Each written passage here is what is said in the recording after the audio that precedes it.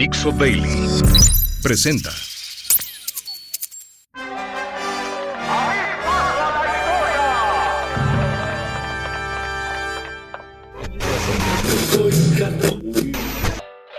Damas y caballeros, aquí se platican historias, Anécdotas y efemérides. Porque jamás la historia se atrevió a tanto. Con Alejandro Rosas. Limoncito, limoncito, pendiente de una ramita. Limoncito, limoncito, pendiente de una ramita. Dame un abrazo apretado y un beso de tu boquita. Dame un abrazo apretado y un beso de tu boquita. Hola, ¿qué tal? Soy Alejandro Rosas y esto es Porque jamás la historia se atrevió a tanto. El mejor podcast con acontecimientos históricos, personajes, hechos, anécdotas y todo lo que se les ocurra. Y empezamos escuchando un fragmento de la famosa canción El Limoncito, compuesta por Alfonso Esparza Oteo. Y no es porque me gusten mucho los limoncitos. Bueno, de hecho sí, yo creo que a todos nos gustan. Ya ven toda la crisis que ha habido cuando suben demasiado.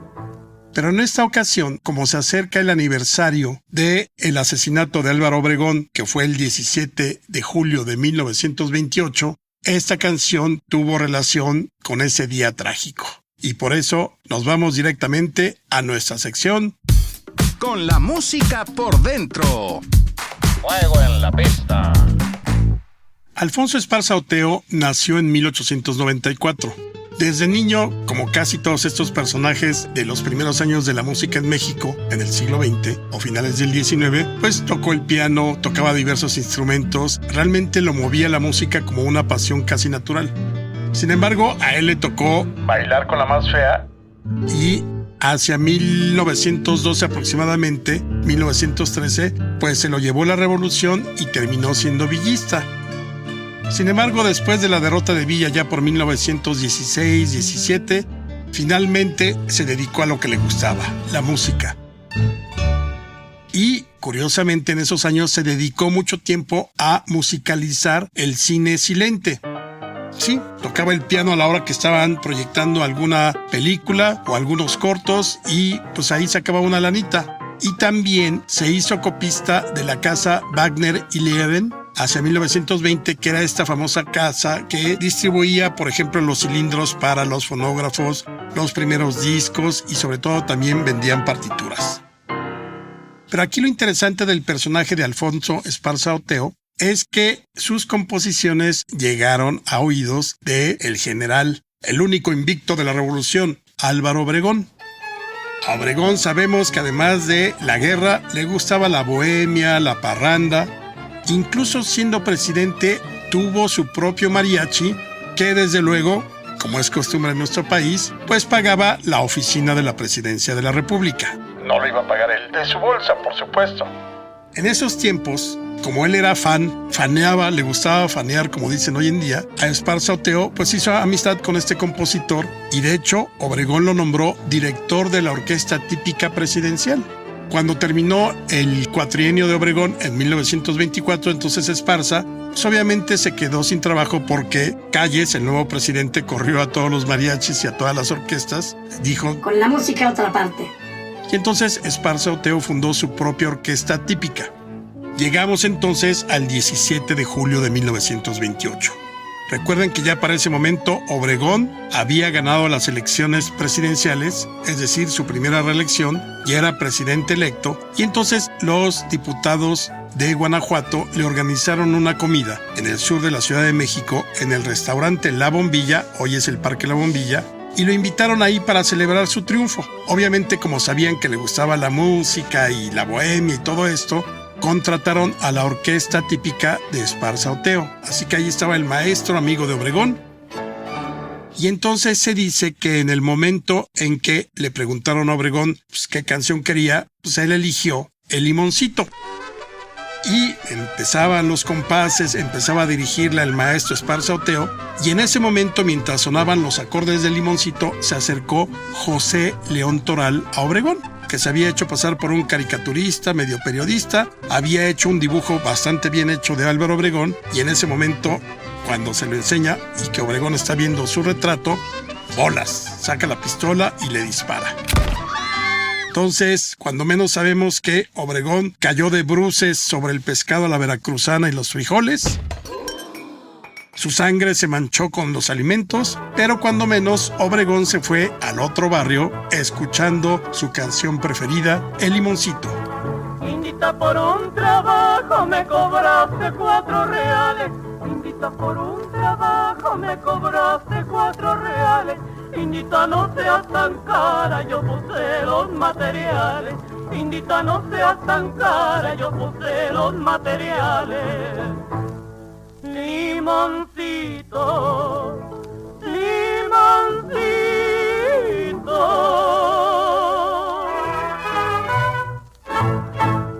Y ahora, queridos amigos, les traigo una nueva sección que se llama El show debe continuar. En estos días estaba viendo, ya ven que yo soy fan absoluto de Los Simpson, estaba viendo aquel episodio donde Homero ingresa a la Academia de Payasos Krusty y es lo máximo que puede experimentar. Es un gran capítulo, muy chistoso, por cierto. Marge. Sí, Homero. Se acabó. Me he sacrificado mucho por ustedes. Voy a entrar a la escuela de payasos. Creo que nadie esperaba que dijera eso, ¿verdad? Pero entonces, pensando en Krusty, pensando en Homero, pensando en los payasos, recordé esta historia que les traigo aquí. Allá en tiempos de Don Porfirio, como se decía anteriormente, uno de los payasos más famosos del porfiriato fue Ricardo Bell. Yo creo que fue el favorito no solamente de la gente, sino también del propio Porfirio Díaz. Y eso que por entonces había muchos circos. Por ejemplo, ya funcionaba por ahí el Circo Ataide, el Circo Chiarini, varios otros con todo tipo de espectáculos, ecuestres de animales, títeres y demás. Pues bien, Ricardo Bell había nacido en Londres en 1858, pero llegó a México con su familia hacia 1869. Había trabajado en este Circo Chiarini que estaba ahí en la calle de Gante, primero como acróbata y luego como payaso. No era el típico payaso del pastelazo, ni decía Iriche 1, Iriche 2, Iriche 3. Tampoco el de los zapatotes y que entonces lo pisaban y entonces no le dolía, ni tampoco el de el chiste fácil, ni de burlarse de la gente. Él fue un verdadero innovador porque encontró en la sociedad, en sus vicios, en sus virtudes, la manera de reírse.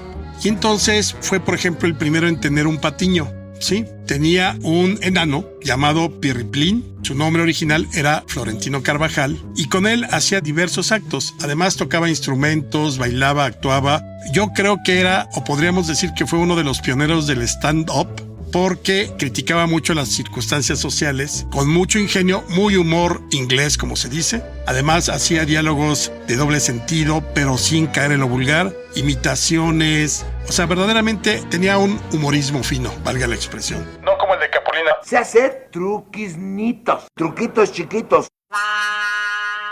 Entonces Ricardo Bell, pues obviamente se ganó a la prensa, a la gente, y los periodistas decían que Su carcajada resonaba triunfalmente como símbolo de franco regocijo, de mofa sin hiel, de ironía sin veneno, de sarcasmo sin violencia, de ingenio sin obscenidad. o sea, muy ingenioso y con clase. De hecho, se decía también, por ejemplo, este famoso historiador, poeta, escritor, Juan de Dios Pesa, llegó a decir que Bell era más famoso que el pulque. Fue muy amigo de Don Porfirio y sobre todo de la alta sociedad, no porque se la pasaran haciendo payasadas, sino porque realmente se hizo de muy buen dinero e incluso Ricardo Bell fue miembro del Jockey Club que estaba ahí en lo que hoy es la Casa de los Azulejos en el centro histórico de la Ciudad de México. Tanta riqueza amasó con sus espectáculos que en 1906 construyó su propio teatro que le puso desde luego el Circo Bell. Además, pues era muy prolífico, o al menos no solamente con los actos circenses, sino también en términos de la paternidad. Llegó a tener 22 hijos, de los cuales 13 sobrevivieron, y desde luego, pues los 13 desfilaron por el circo de Ricardo Bell. Él ya no vio la caída de Porfirio Díaz, desgraciadamente murió el 14 de marzo de 1911 en Nueva York, Pero lo curioso es que dicen que en algún momento durante sus días que vivió en México, se fue para el estado de Hidalgo y se enamoró prácticamente de toda esta región de Real del Monte, ahí por donde está Mineral del Chico, y se cree hoy en día, lo cual es absolutamente falso, que está sepultado en el Panteón Inglés que está ahí en Real del Monte. Al parecer está enterrado en Londres. Lo que sí es un hecho es que luego de su muerte, pues la familia vendió el predio donde estaba su teatro e invirtió en una colonia que ya desde entonces fomentaba la gentrificación, la colonia Roma. Y ahora la gustadísima y sensual sección. Un dato para ligar.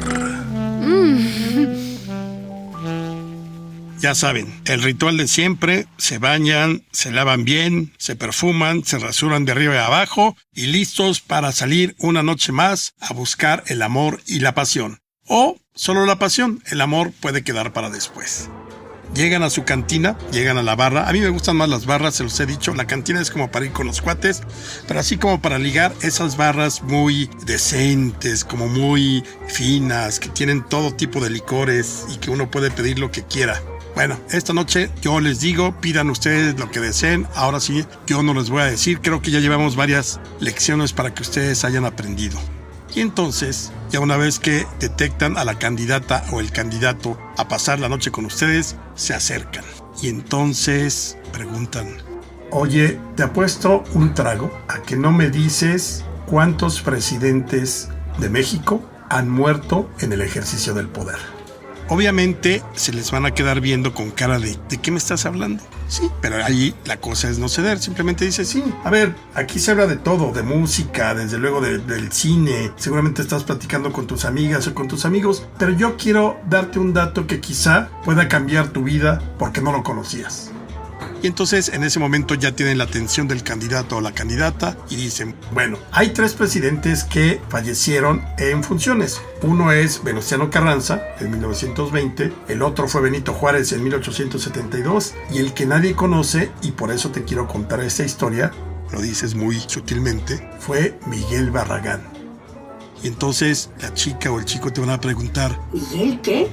Miguel Barragán. Y déjame contarte esta historia que es increíblemente excéntrica.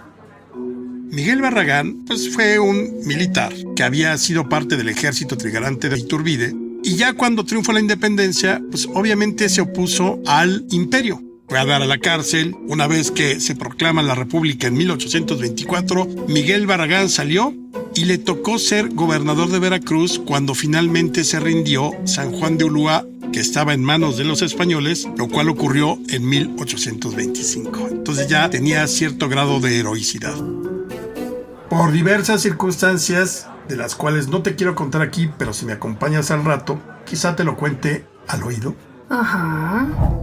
El hecho es que Barragán, en 1835, llegó a la presidencia de la República. ¿Cómo? Pues Santa Anna era el presidente, pero se aburrió como siempre y decidió irse a su hacienda de Manga de Clavo a echar la flojera, y en su lugar se quedó como presidente interino Miguel Barragán. Apenas duró 1 año y 3 meses. Era un hombre en ese lapso honesto, probo, muy caritativo, muy cristiano como se decía entonces, y parecía que todo iba a marchar bien, pero le tocó, para su desgracia, el inicio de la campaña contra los tejanos que buscaban independizarse del resto del país. El problema no tanto fue la rebelión tejana, sino la rebelión de su salud. En esos días, más o menos febrero de 1836, se enfermó y se murió en el ejercicio de sus funciones. Pero aquí va el dato con el cual puedes impresionar a tus amigos, y desde luego con el que espero que me aceptes después una copa más. Fíjate. Miguel Barragán, antes de morir, expresó que su última voluntad, bastante extraña por cierto, era que su cuerpo fuera desmembrado y cada parte fuera llevada a los lugares donde había escrito la historia de su vida. Entonces imagínate, una parte quedó sepultada en la Catedral de México, los ojos en el Valle del Maíz en San Luis Potosí porque ahí había nacido, el corazón se lo llevaron a Guadalajara, donde había sido comandante general, Sus entrañas fueron divididas entre la Colegiata de Guadalupe y la Capilla del Señor de Santa Teresa, porque era devoto de estas imágenes, y finalmente la lengua en San Juan de Ulúa, como un recuerdo por haber tomado posesión de la fortaleza que se rindió en 1825. Imagínate, ese fue Miguel Barragán. Te invito a que brindemos por él. Y yo no quiero que mi lengua me la arranquen cuando me muera, pero sé algunos trucos que te pueden interesar. Y entonces se van a gozar esa noche de pasión sucia y escandalosa. Y en otra sección, que esta se llama Aplíquese la ley en los bueyes de mi compadre, vamos con esta historia. Ya ven que aquí en México nos encanta tener miles de leyes, códigos, constituciones y de todo, pero con el único objetivo de violarlas, o darles la vuelta, o ignorarlas. Están muy bien en el cuaderno, están muy bien en el libro, están muy bien en el código, pero todo el mundo se las pasa por el arco del triunfo. Y eso ya sucedía desde la época de Juárez. Juárez, recuerden que utilizó la ley como bandera. La Constitución de 1857 prácticamente la convirtió en bandera política, lo cual era necesario en esos tiempos en que combatió a los conservadores y al imperio de Maximiliano. Pero ya una vez que regresó la paz a México a partir de 1867, pues de pronto se le pasó un poquito la mano con la aplicación de la ley de manera discrecional. El 30 de julio de 1867, que era más o menos un mes y 2 semanas después del fusilamiento de Maximiliano, le informan a Benito Juárez, que ya estaba en la Ciudad de México, que acababa de atracar en Veracruz el bergantín del mismo nombre del presidente, el bergantín Juárez, con el gran villano del siglo XIX, el mismísimo Antonio López de Santa Anna. Y además, ¿cómo llegaba? Pues como prisionero de la República, porque todo el mundo sabía que había medio coqueteado con el imperio de Maximiliano y, como no se le hizo, pues se regresó al exilio. Pero ahora lo tenían prisionero y todo el mundo quería juzgarlo con la ley del 25 de enero de 1862, que fue la misma que le aplicaron a Maximiliano Miramón y Mejía y con la cual los condenaron a muerte. Entonces ya aquí Santa Anna en México, pues dijeron, ni lo llevemos a la Ciudad de México, déjenlo en Veracruz, y fue uno de los huéspedes de la terrible prisión de San Juan de Ulúa. Ahí las tinajas de San Juan de Ulúa se convirtieron en su, digamos, habitación durante algunos meses. Obviamente Juárez estaba acostumbrado a aplicar la ley con cierta discrecionalidad, pero aquí si fueran amigos o fueran enemigos era implacable. Y Santa Anna sabía que Juárez, por como era con la ley, pues dijo, no la voy a librar. Y entonces protestó ante el Poder Judicial diciendo, yo no conozco la ley con la que voy a ser juzgado, pero sospecho que se intenta algo en mi contra. Desde luego, no tendrías que ser una lumbrera para saber que efectivamente lo que buscaba Juárez era pues, escabecharse ya a Santa Anna de una vez por todas. Vino el juicio, el proceso, testigos, esto por aquí y por allá, y el 7 de octubre de 1867, el tribunal dictó la sentencia. Entonces, imagínense a Juárez con el rostro descompuesto. De por sí lo traía ya muy descompuesto porque no era nada agraciado.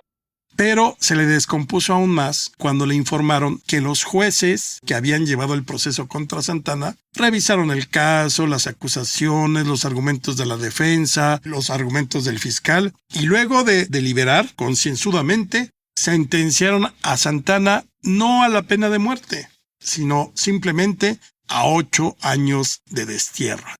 Entonces Juárez, el entripado, se puso moreno, más moreno de lo que era, por el enojo, estaba muy molesto. Pero tuvo que acatar la ley. Sin embargo, luego del coraje, decidió desquitarse con los jueces y les quiso dar una lección de cómo aplicar la ley. Entonces los envió de vacaciones durante 6 meses a las húmedas tinajas de San Juan de Ulúa para que reflexionaran cómo debía aplicarse la ley cuando el presidente era el propio Benito Juárez. Y así la salvó Santa Anna, pero los jueces sí se la pasaron un poco acalorados ahí en la prisión de San Juan de Ulúa. Y ya para despedirnos, una de mis secciones favoritas. Bailar con la más fea. El próximo 13 de julio conmemoramos un aniversario más de la muerte de Frida Kahlo. El otro día tuve una sesión espiritista con ella. Fue muy notable y además muy enriquecedora porque me enteré de algunas historias que no conocía o que al menos no tenía muy a la mano. Les voy a contar un poquito de esa sesión espiritista. Bueno, ya ven que ella había nacido en 1907, tuvo su accidente que prácticamente le cambió la vida y por el cual se hizo artista porque lo único que le quedaba era pintar. Ella había querido ser médica en algún momento dado de su vida cuando todavía no sufría el accidente. Conoce a Diego, vienen las infidelidades, ese romance tórrido, es amante de León Trotsky, dicen que es surrealista, de todo lo que hizo Frida. Pero ya hacia 1952-53 sufría muchísimo por lo que había sido su accidente, más de 30 cirugías. Prácticamente estaba ya en un mar de lágrimas y de dolor. De hecho, en su diario, ella notó que tenía intenciones de suicidarse.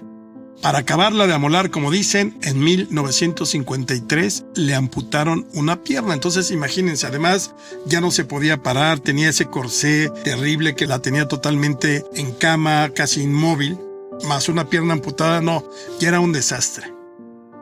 Intentó, en 1954, entre abril y mayo, tuvo 2 intentos de suicidio. Lo podía hacer porque obviamente combinaba el alcohol con las pastillas por los dolores infames que tenía. Sin embargo, no lo consiguió. Unos días antes del 13 de julio en que falleció, todavía tuvo fuerzas para dibujar. Curiosamente, lo que dibujó fue un ángel negro. Y además a ese dibujo le agregó unas palabras que decían: espero alegre la salida y espero no volver jamás. Por esos días ya se había reconciliado totalmente con Diego Rivera, pero Diego vivía en las casas funcionalistas que le había hecho Gorman unos años atrás, ahí en Altavista, junto al restaurante El San Angelín, y Frida vivía en su famosa Casa Azul, donde había nacido, donde había pasado la infancia y donde prácticamente ya se encontraba viviendo desde hacía algunos años. Entonces Diego generalmente se iba todos los días, la acompañaba, estaba con ella y ya la dejaba dormir.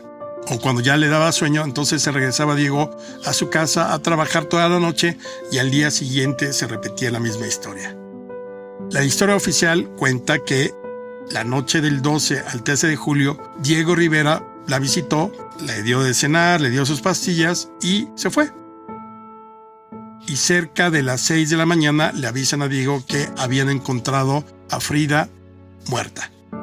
Obviamente no hubo autopsia porque todo el mundo sabía que estaba muy enferma. El acta de defunción decía embolia pulmonar.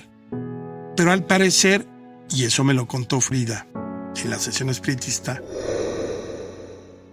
hay una versión que por ahí manejan algunos biógrafos.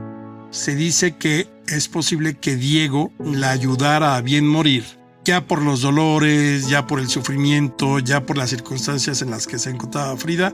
Esa noche que fue con ella, la noche del 12, Diego se despidió, se juraron nuevamente amor eterno y ella recibió las pastillas que le dio Diego. Obviamente los dos estaban de acuerdo en lo que quizá fue una sobredosis. Por eso se dice que Frida se quitó la vida esa madrugada del 12 al 13 de julio de 1954. El escándalo fue cuando la velaron en Bellas Artes. Fue el primer sepelio de una figura pública importante, artista, en Bellas Artes. Fue unos días después, a mediados de julio de 1954. Y fue un escándalo porque a Diego se le ocurrió que era muy buena idea poner la bandera de la hoz y el martillo encima del ataúd ahí en Bellas Artes. Y pues obviamente como un gobierno que en ese momento era el de Ruiz Cortines, nacionalista, mexicano y desde luego en muy buenas relaciones con Estados Unidos, ¿cómo se atrevía un museo oficial mexicano poner una bandera pues del comunismo? Obviamente corrieron al director de Bellas Artes en ese año de 1954, pero no pasó a mayores.